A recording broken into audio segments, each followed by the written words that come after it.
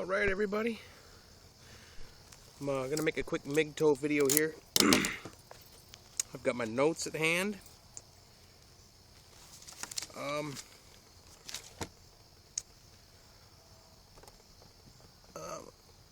Women want the right to scream rape anytime they want, beginning, middle, and the end.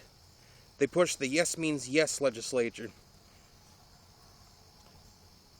This means anything, but yes means yes. This law basically makes it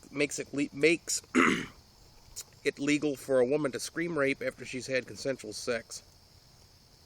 The amount of women who will take advantage of this boggles the mind. It will happen in droves. The powers that be would have you believe that any female body is immune to sexual responsibility. It's automatically his fault with anything. Certainly with anything sexual.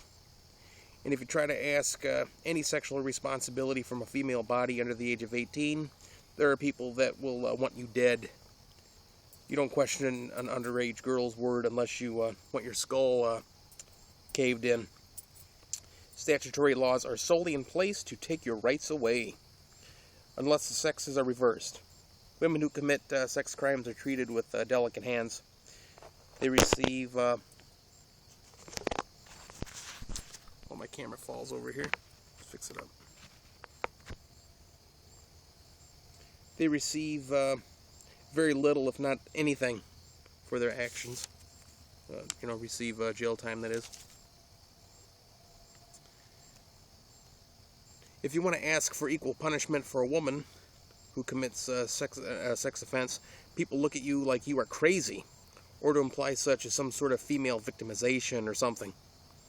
She's a woman. She can't be held responsible. Women are not liable for their actions.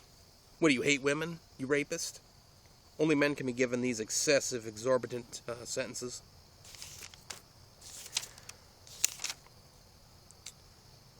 Women want to talk about rape and victimization. Let's talk about men in the court systems. It's common knowledge that a man will receive more time, in most cases, many times the amount of prison time than a woman who commits the identical crime. But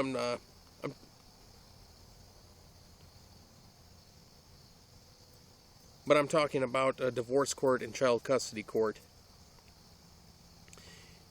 In divorce court, a man will lose half his property, investments, and money. That's nothing new. Men have to, they almost always have to pay all alimony. Alimony is kind of like unemployment for a housewife. Because women have the courts believing that being a wife and a mother is work, when in reality it's a position of privilege. Alimony seems more to me like back pay for the sex that she gave the husband while they were married. Wives are just legal forms of prostitutes.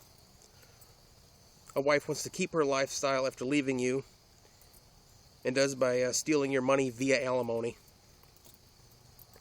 He has consensual sex with her while they're married, but then she rapes him in court.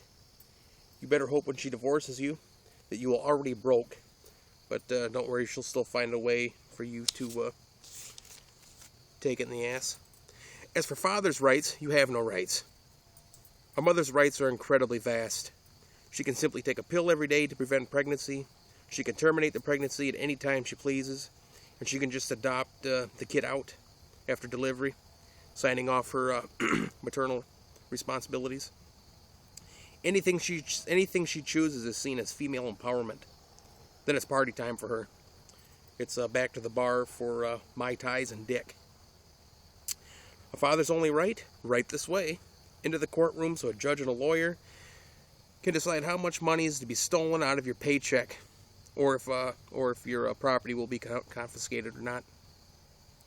It does not matter if you want to be a dad or not. She partied, he partied, but only he pays.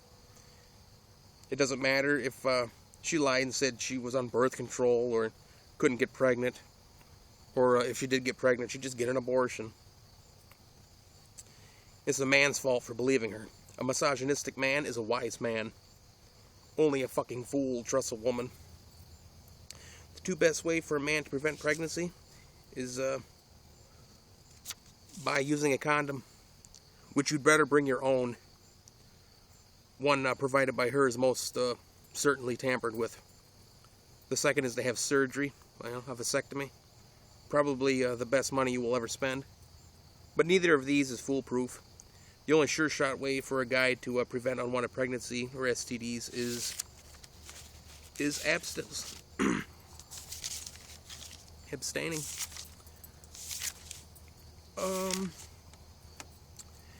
The established billionaire elite powers that be want all men at war, in prison, bankrupt, in debt, or just dead.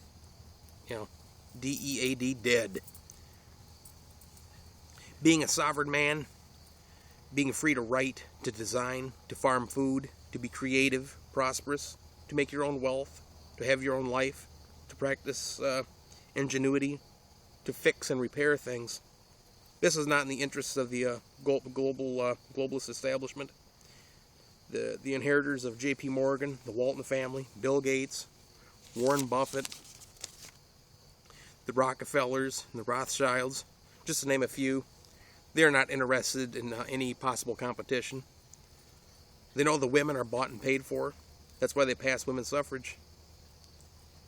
They knew the billionaires could control them with consumer goods and welfare and child support. The illusion of being a strong sex via feminism and allowing them to kill their unborn kids. Women cannot be trusted, never could be. There is a blatant war on men. The system wants us fighting wars. They want us in prison. They want us bankrupt or dead. And it's pushed by society that by some slim chance you don't fit one of these 4 criterias, that you had better be seeped in responsibility. Full-time job, putting in overtime, have second job, third job, fourth, upkeeping your McMansion home, your $40,000 SUV, your sports car. You know, you'd better be married, satisfying your wife in all aspects all the time, having 2 or more children. Every spare second better be spent with them. Going to the ball games, going to dance recitals, vacations.